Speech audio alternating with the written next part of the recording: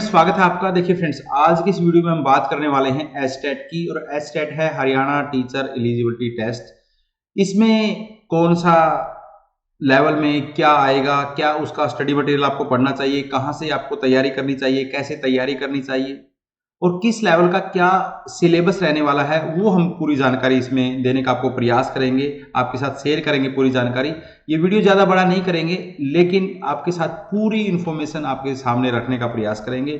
तीनों लेवल, चाहे वो पीआरटी हो, टीजीटी हो या पीजीटी हो, तीनों लेवल के ऊपर हम बात करेंगे। तीनों लेवल के सिलेबस की बात करेंगे। काफ़ी सारी वीडियो आपके सामने आ भी चुकी हैं, लेकिन कोशिश करेंगे कि कुछ उनसे डिफ्रेंशिएट आपको बताने का, डिफरेंस में बताने का कुछ प्रयास करेंगे। तो फ्रेंड्स, सबसे पहले तो हमें जो हरियाणा का टीचर एलिजिबिलिटी टेस्ट होता है, उसको पूरे इंडिया से कोई भी दे सकता है, कोई भी हरियाणा का। फिर बाद में इसके बाद एक और स्क्रीनिंग टेस्ट होता है, जिसके बाद आपकी अपॉइंटमेंट होती है। तो पीआरटी, जब आप प्राइमरी एजुकेशन में आना चाहते हैं तो आपको पीआरटी क्रैक करना है, और उसके बाद मिडिल एजुकेशन में आना चाहते हैं तो आपको टीजीटी, और हायर मतलब ये कह लीजिए कि मिडिल से अपर यानी 9 to 12 में अगर आप आना चाहते हैं तो आपको पीजीटी का जो है वो क्रैक करना है। इनके लिए आपको, आपके पास क्या योग्यता होनी चाहिए वो भी हम बात करेंगे। जैसे पीआरटी है, इसके लिए आपके पास हरियाणा की जो जेबीटी है, जो अगर आपने जेबीटी की है तो वो आपको पास करना है। जेबीटी के बाद आप ये एग्जाम दे सकते हैं। और इसके साथ अगर आपने टीजीटी के लिए आपको बीए प्लस बीएड होगा, बीएससी प्लस बीएड होगा, यानी ग्रेजुएट डिग्री, और ये आपकी बीएड इसके लिए आपको चाहिए।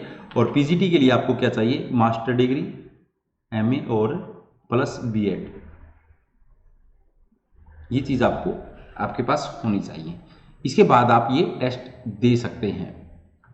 तो फ्रेंड्स देखिए, सबसे पहले तो इसका जो ऑनलाइन डेट है वो स्टार्ट हो गया है ना। ऑलरेडी 2 दिन जा चुके हैं। 17/9/2022 से इसका डेट स्टार्ट हो गया है। आपको किसी तरह का वेट नहीं करना है। आपको क्या करना है, अप्लाई कर देना है विद एज सुन एज। उसका जो लास्ट डेट है, एप्लीकेशन का जो लास्ट डेट हमारा है वो 27/9 है। यानी अभी हमारे पास 8 दिन हमारे पास आज रहते हैं। इसके बाद 27 तारीख को जैसे ही लास्ट डेट का एंड होगा, 28 से लेकर 30 तक ये, इसमें आप की अगर कोई भी गलती रह जाती है उसके ऊपर करेक्शन कर सकते हैं। ये करेक्शन डे होंगे, 3 दिन आपको मिलेंगे, 28, 29 और 30। इसमें आपका फोटो में गड़बड़ रह गया है, आपका सिग्नेचर में गड़बड़ रह गया है, कोई भी अगर उसमें वो इंफॉर्मेशन में कोई भी चूक आपसे हो गया है तो आपको करेक्शन करने का भी समय दिया जाएगा। ठीक है, तो आपको पूरा कंफर्म होकर चीज़ों को पढ़ लेना है। उसके बाद इन चीज़ों को आपको फिल करना है, आराम से फिल करना है। अगर आप किसी से फिल करवा रहे हैं, आपकी कैटेगरी क्या है वो आपको बड़े ध्यान से फिल करना है। आपके सभी मार्क्स हैं वो, मतलब पूरा कॉन्शियस होकर ये फॉर्म अप्लाई करना है। ये नहीं है कि किसी को भी आप डॉक्यूमेंट दे दो और वो आपका फॉर्म फिल कर देगा, वो आपकी कैटेगरी को इधर उधर घुमा सकता है। ये सारी चीज़ें, बहुत सी चीज़ें वो कर सकता है। तो प्लीज़ अपना फॉर्म खुद भरें, यानी साथ में बैठे फॉर्म खुद भरें, 2 बार पढ़ें, भरने उसके बाद ही सबमिट करें। ठीक है, तो इसके बाद जो आपको 2/11/2022 को आपको क्या मिलेंगे, इसका एडमिट कार्ड आप डाउनलोड कर पाएंगे, रोल नंबर स्लिप आप डाउनलोड कर पाएंगे, जिससे आपका सेंटर का आपको पता लगेगा। तो जब रोल नंबर आ जाएंगे तो इसका जो एग्जाम का डेट है वो भी अच्छी बात है कि वो पहले ही अनाउंस है। एग्जाम का जो डेट है इसका 12 नवंबर और 13 नवंबर, 12 नवंबर और 13 नवंबर इसके एग्जाम का डेट है। और इसमें लेवल 1 यानी पीआरटी, 2 टीजीटी और पीजीटी, तीनों का एग्जाम इन 2 दिनों के बीच में होगा।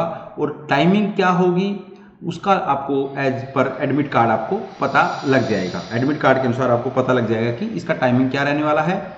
और आपको इस बात का भी पता है कि जो एसटेट है उसमें टोटल ये ड्यूरेशन इसका होगा 150 मिनट, यानी 150 मिनट होगी। और इसमें 150 ही क्वेश्चन आएंगे। इसमें क्या आएंगे, 150 ही क्वेश्चन इसमें आएंगे जिसको आपको कवर करना है। और 150 में से अगर आप जनरल कैटेगरी से हैं तो आपको 90 मार्क्स लेके आने हैं। यानी कहने का मतलब क्या है, ये 150 मार्क्स के ही क्वेश्चन होंगे।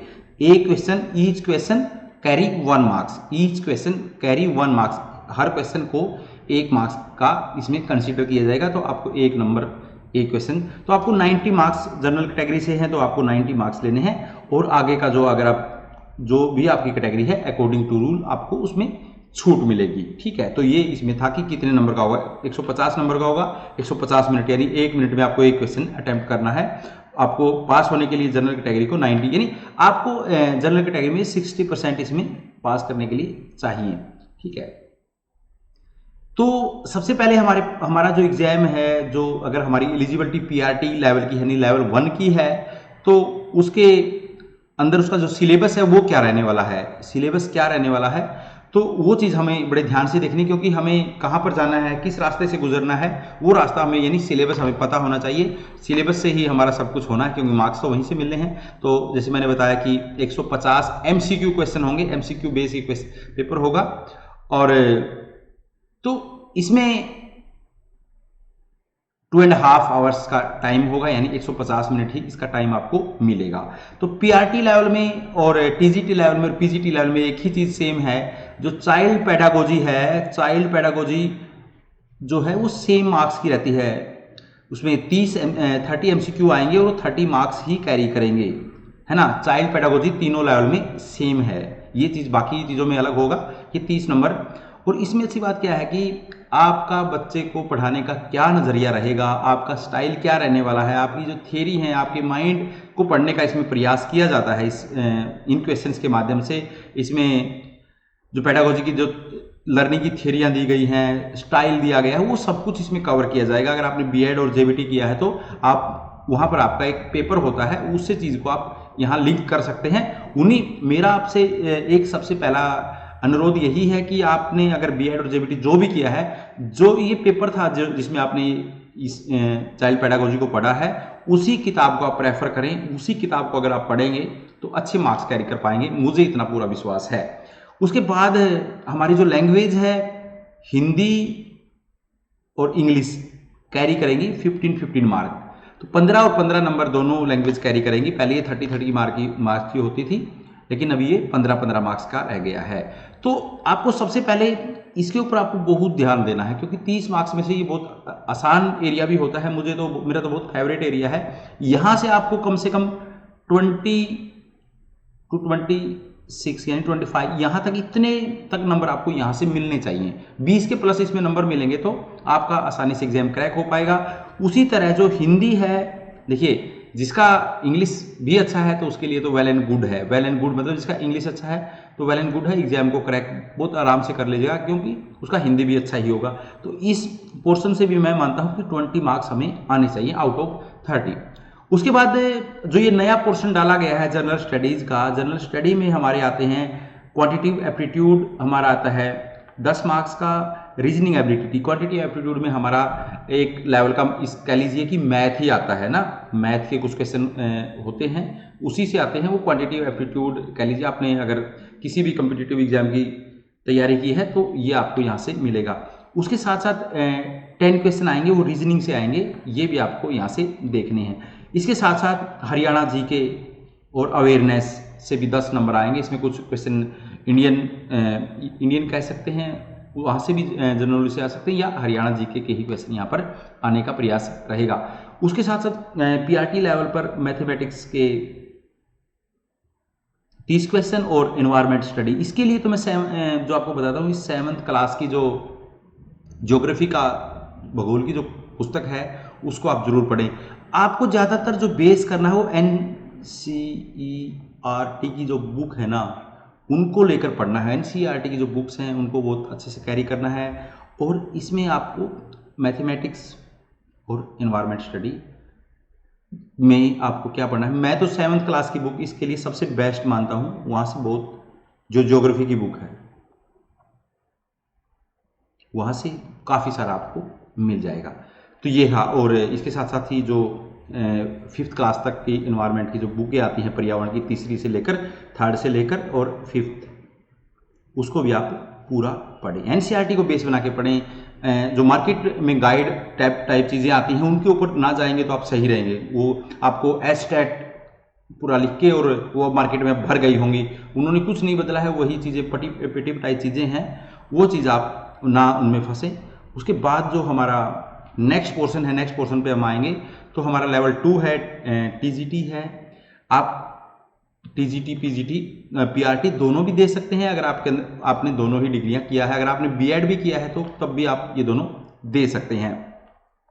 तो इसमें आप वहाँ से आप 5th क्लास तक के टीचर बनेंगे। अब यहाँ पर आप 5th से लेकर 8th क्लास के टीचर बनेंगे। 5th से लेकर 8th क्लास तक के टीचर आप यहाँ पर बनेंगे इस एग्ज़ाम को क्रैक करने के बाद। इसमें भी सेम टू सेम वही 150 क्वेश्चन रहेंगे और उसके बाद वही 2.5 आवर्स रहेगा। लेकिन इसमें इसका जो सिलेबस है वो थोड़ा चेंज रहेगा। इसमें चाइल्ड पेडागोजी मैंने बताया था कि सेम रहेगी ना। इसके लिए आप एनसीईआरटी 11th और 12th की जो आती हैं वो पढ़ सकते हैं, या एक मंगल की बुक आती है, कौन सा वो मंगल का पूरा मुझे नाम है याद पूरा नहीं है, लेकिन मंगल की एक बुक आती है साइकोलॉजी पे, बहुत अच्छी बुक है, वो आप पढ़ सकते हैं। और इस वीडियो के लिंक में मैं आपको एक टेलीग्राम चैनल का लिंक दूंगा, उससे भी आप जुड़ सकते हैं। वहाँ भी मैं कुछ नोट्स आपके साथ इसमें शेयर करूँगा, जिसमें चाइल्ड पेडागोजी के नोट्स ज़रूर मैं शेयर करने का प्रयास करूँगा, ताकि वो क्वेश्चन वो नोट्स आप पढ़ सकें और आप जल्दी से चीज़ों को कैरी कर लें। तो इसके साथ साथ आप इसमें जो वही लैंग्वेज में वही 2 पोर्शन में लैंग्वेज आएंगी। मैंने बताया कि आपको मार्क्स उतना ही लेना है, तो इसमें 15 और 15 की ये आएंगी। तो टीजीटी और अगर इन दोनों में भी आपको 20 मार्क्स आराम से आपको लेना पड़ेगा, इसके बिना बात बनेगी नहीं। किसी भी पोर्शन को आप कमज़ोर मत छोड़िए। जनरल स्टडी सेम रहेगा, 10 का एप्टीट्यूड रहेगा, 10 का रीजनिंग रहेगा। ये दोनों पोर्शन ऐसे हैं, इनसे ही बच्चे घबरा के बाकी पेपर खराब कर देते हैं। आपको घबराना नहीं है। रीजनिंग बहुत हार्ड आने वाली नहीं है, बहुत ईजी रीजनिंग आएगी। मान लिया चलो आपको किसी मेरे जैसा कोई है जिसको मैथ नहीं आता, वो इस पोर्शन को थोड़ा कैरी कर सकते, थोड़ा साइड में कर सकता है। यानी 10 क्वेश्चन है तो यहाँ कौन सी नेगेटिव मार्किंग है, यहाँ एक को ही टिक कर देना, 2 से 3 क्वेश्चन आपको ठीक मिल जाएंगे। उसके साथ हरियाणा जीके आपको पूरा पढ़ना है, क्योंकि हरियाणा जीके इतना बड़ा जीके नहीं है जैसे राजस्थान और दूसरे स्टेट का है। हरियाणा जीके बहुत छोटा जीके है, ज़्यादा भारी चीज़ यहाँ पर नहीं है, उनको बहुत आराम से पढ़ सकते हैं। उसके बाद जो सब्जेक्ट स्पेसिफिक जो आपका पेपर हो, इसमें 60 मार्क्स का जो पेपर आएगा वो आपके ऑप्शन पे कैरी करेगा। अगर आप एसएस आपका ऑप्शन है तो इसमें ज्योग्राफी, हिस्ट्री, जो एसएस का जो पूरा पोर्शन हम पढ़ते हैं 6 से लेकर 8 तक का जो पूरा है, 6 से लेकर 8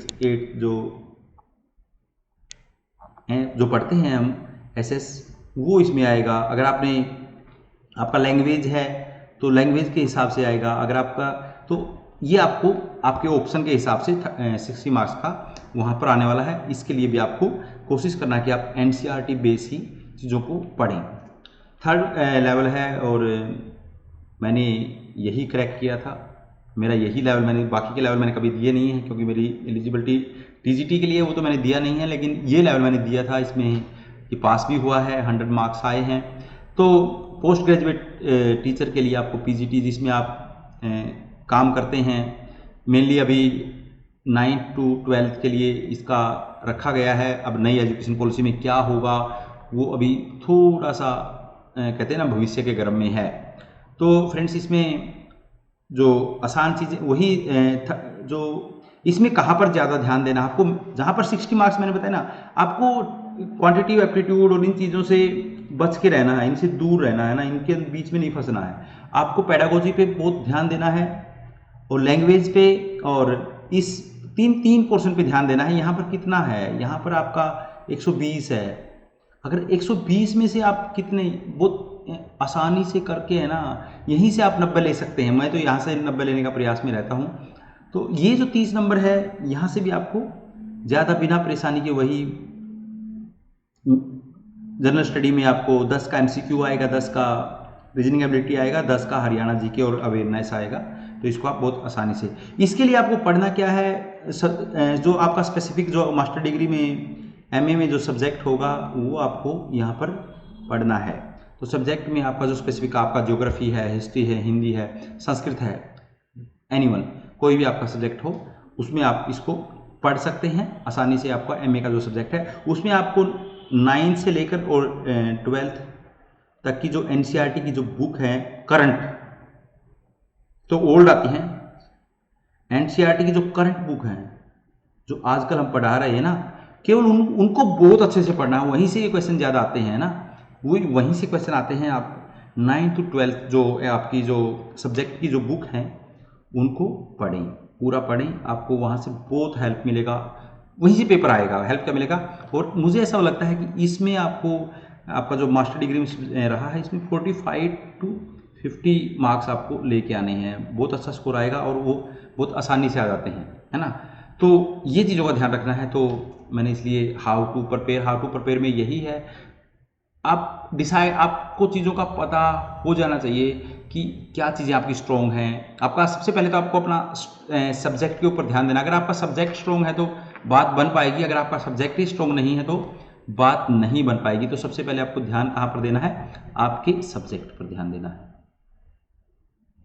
है ना, इस पर ध्यान देना है, आपके सब्जेक्ट पर ध्यान देना है। उसके साथ साथ आपको उस पोर्शन को छोड़ देना है जो आपका वीक है, वीक पोर्शन को आपने बिल्कुल छोड़ देना है। तो वीक पोर्शन को छोड़ने के बाद आपका इसके बाद तैयारी कैसे करनी है, तैयारी आपको जो ओल्ड पेपर हैं उनका प्रैक्टिस करना है जितना हो सके, एमसीक्यू का प्रैक्टिस करना है, क्योंकि एमसीक्यू बेस क्वेश्चन आएगा तो, है ना। और कम से कम भी जब तक एग्जाम हो, क्योंकि एग्जाम के अभी ज़्यादा समय नहीं बचा है, केवल 2 मंथ है हमारे पास। तो 2 मंथ में आपको डेली कितने घंटे, कम से कम भी 8 आवर्स पेपर की तैयारी करना है। और अगर कोई भी और डाउट हो तो आप जो जान सकते हैं इधर उधर से, और हमसे भी पूछ सकते हैं। और ये टेलीग्राम चैनल का लिंक हम इसकी वीडियो के डिस्क्रिप्शन में देंगे, उसको ज्वाइन कर ले, वहाँ पर हम कुछ नोट्स कोशिश करेंगे आपके साथ शेयर करेंगे। तो यही था फ्रेंड्स, अगर आपको ये वीडियो अच्छा लगे, इन्फॉर्मेटिव लगे तो दूसरों के साथ भी आप शेयर कर सकते हैं। तो थैंक यू।